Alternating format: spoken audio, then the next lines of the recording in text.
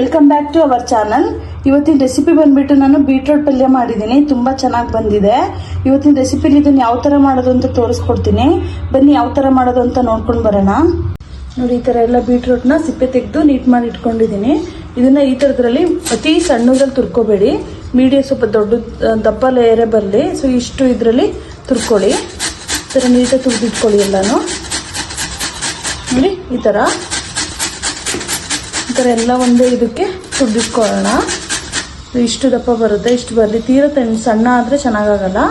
So ಇಷ್ಟು ದಪ್ಪ ಇದ್ರೆ ಸಾಕು. ಬೀಟ್ರೋಟ್ ಪಲ್ಯ ಮಾಡಕ್ಕೆ ಏನೇನು ಇಂಗ್ರೀಡಿಯೆಂಟ್ಸ್ ತಗೊಂಡಿದ್ದೀನಿ ಅಂತ ಹೇಳಿದ್ರೆ, ಬೀಟ್ರೋಟ್ ನ ಈ ತರ ತುರ್ದಿಟ್ಕೊಂಡಿದ್ದೀನಿ. ಸೊ ಮೀಡಿಯಂ ಆಗಿ ತುರ್ದಿಟ್ಕೊಂಡಿದ್ದೀನಿ. ಮತ್ತೆ ಒಗ್ಗರಣೆ ಬೆಳ್ಳುಳ್ಳಿ ತಗೊಂಡಿದ್ದೀನಿ, ಕರಿಬೇವು, ಹಸಿಮೆಣಸಿನ್ಕಾಯಿ, ಉಪ್ಪು, ಕಡಲೆಬೇಳೆ, ಸಾಸಿವೆ, ಈರುಳ್ಳಿನ ಸಣ್ಣದಾಗಿ ಹೆಚ್ಚಿಟ್ಕೊಂಡಿದ್ದೀನಿ. ಮತ್ತೆ ಸ್ವಲ್ಪ ಜೀರಿಗೆ ತಗೊಂಡಿದ್ದೀನಿ. ಈಗ ಯಾವ ತರ ಮಾಡೋದು ಅಂತ ತೋರಿಸ್ತೀನಿ, ಬನ್ನಿ ನೋಡ್ಕೊಂಡ್ ಬರೋಣ. ಬಾಣಲಿ ಬಿಸಿ ಆಗಿದೆ, ಇದಕ್ಕೆ ಆಯಿಲ್ ಹಾಕೋಣ. ಇವಾಗ ಎಣ್ಣೆ ಎಷ್ಟು ಬೇಕು ನೋಡ್ಕೊಂಡು ಹಾಕೊಳ್ಳಿ. ನಾನು 4 ಸ್ಪೂನ್ ಹಾಕ್ತಾ ಇದ್ದೀನಿ. ಇದು ಜಾಸ್ತಿ ಎಣ್ಣೆ ಹಾಕಿದ್ರು ಚೆನ್ನಾಗಿರಲ್ಲ. ಸೊ 4 ಸ್ಪೂನ್ ಸಾಕು. ಸ್ವಲ್ಪ ಬಿಸಿ ಆಗ್ಲಿ ಎಣ್ಣೆ. ಸೊ ಎಣ್ಣೆ ಬಿಸಿ ಆದ್ಮೇಲೆ ಸ್ವಲ್ಪ ಇದಾಕೊಳ್ಳೋಣ, ಸಾಸಿವೆ ಹಾಕೊಳ್ಳೋಣ. ಇಷ್ಟ ಹಾಕ್ತಾ ಇದೀನಿ ಸಾಸಿವೆ. ಜೀರಿಗೆ ಹಾಕೋಣ. 1 ಸ್ಪೂನ್ ಜೀರಿಗೆ ತಗೊಂಡಿದ್ದೀನಿ. ಬೆಳ್ಳುಳ್ಳಿ 4 ಎಷ್ಟು ತಗೊಂಡಿದ್ದೀನಿ. ಸ್ವಲ್ಪ ಫ್ರೈ ಮಾಡ್ಕೊಳ್ಳೋಣ ಇದನ್ನ. ಬೆಳ್ಳುಳ್ಳಿ ನೀಟಾಗಿ ಸ್ವಲ್ಪ ಫ್ರೈ ಆಗಲಿ. ಸೊ ಬೆಳ್ಳುಳ್ಳಿ ಎಲ್ಲ ಫ್ರೈ ಆಗಿದೆ. ಕಡಲೆಬೇಳೆ ಹಾಕ್ತಾ ಇದ್ದೀನಿ. ಇದು ಸ್ವಲ್ಪ ಫ್ರೈ ಆಗಲಿ. ಇವೆಲ್ಲ ಸ್ವಲ್ಪ ಫ್ರೈ ಆದ್ಮೇಲೆ ಹಸಿರು ಮೆಣಸಿನ್ಕಾಯಿ ಹಾಕೊಳ್ಳೋಣ. ಸ್ವಲ್ಪ ಖಾರ ಬೇಕು ಜಾಸ್ತಿ ಅಂತ ಹೇಳಿದ್ರೆ ಜಾಸ್ತಿ ನೋಡಿ ಹಾಕೊಳ್ಳಿ. ಖಾರ ಬೇಡ ಅಂತ ಹೇಳಿದ್ರೆ ಸ್ವಲ್ಪ ಮೀಡಿಯಮ್ ಆಗಿ ಹಾಕೊಳ್ಳಿ. ನಾನು ಸ್ವಲ್ಪ ಖಾರ ಇರಲಿ ಸ್ವಲ್ಪ ಜಾಸ್ತಿನೇ ಹಾಕ್ತಾ ಇದ್ದೀನಿ. ಸ್ವಲ್ಪ ನೀಟಾಗಿ ಫ್ರೈ ಆಗಲಿ. ಕರಿಬೇವು ಹಾಕ್ತಾ ಇದ್ದೀನಿ. ಕರಿಬೇವನ್ನು ಸ್ವಲ್ಪ ನೀಟಾಗಿ ಇದು ಮಾಡ್ಕೊಳ್ಳಿ. ಇವಾಗ ಈರುಳ್ಳಿ ಹಾಕೋಣ. ಇದೆಲ್ಲ ನೀಟಾಗಿ ಫ್ರೈ ಆಗಿದೆ. ಹೆಚ್ಚಿಟ್ಕೊಂಡಿರೋ ಈರುಳ್ಳಿ ಹಾಕೋಣ. ನಾನು ತಪ್ಪದೊಂದು 2 ಈರುಳ್ಳಿನ ಸಣ್ಣದಾಗಿ ಹೆಚ್ಚಿಟ್ಕೊಂಡಿದ್ದೀನಿ. ಫುಲ್ ಹಾಕ್ತಾ ಇದ್ದೀನಿ. ಇದೆಲ್ಲ ನೀಟಾಗಿ ಸ್ವಲ್ಪ ಗೋಲ್ಡನ್ ಬ್ರೌನ್ ಬರೋವಾಗ ಹುರಿರಿ. 1/4 ಸ್ಪೂನ್ ಅಷ್ಟು ಅರಿಶಿನ ಪುಡಿ ಹಾಕ್ತಾ ಇದ್ದೀನಿ. ಹಾಕ್ಬಿಟ್ಟು ನೀಟಾಗೆಲ್ಲ ಮಿಕ್ಸ್ ಮಾಡ್ಕೊಳ್ಳೋಣ.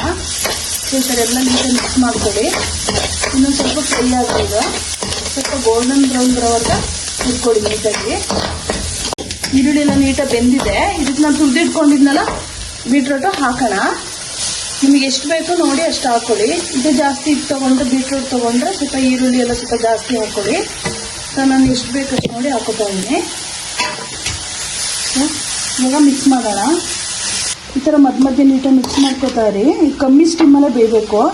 ಸೊ ನೀಟಾಗಿ ಒಗ್ಗರಣೆಲ್ಲೇ ಬೇಯಬೇಕು. ಹಂಗಾಗಿ ಈ ಥರ ಮಧ್ಯೆ ಕೈ ಹಾಕೊಂಡು ನಿಧಾನಕ್ಕೆ ಬೇಯಿಸಿ.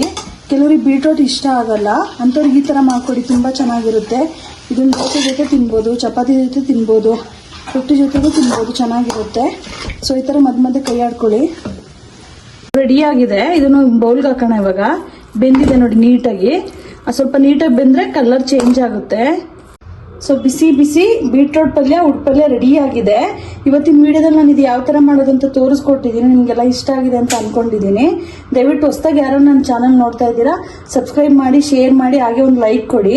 ಮತ್ತೆ ಹೇಗಿತ್ತು ಅಂತ ಮಾಡಿಕೊಂಡು ಕಮೆಂಟ್ಸ್ ಮುಖಾಂತರ ನನಗೆ ಕಮೆಂಟ್ಸ್ ಮಾಡಿ ಹೇಳಿ. ಇದೇ ಥರ ನನ್ನ ವಿಡಿಯೋನ ವಾಚ್ ಮಾಡ್ತಾ ಇರಿ. ಇಷ್ಟೊತ್ತು ನನ್ನ ವಿಡಿಯೋ ವಾಚ್ ಮಾಡಿದ್ದಕ್ಕೆ ಥ್ಯಾಂಕ್ ಯು.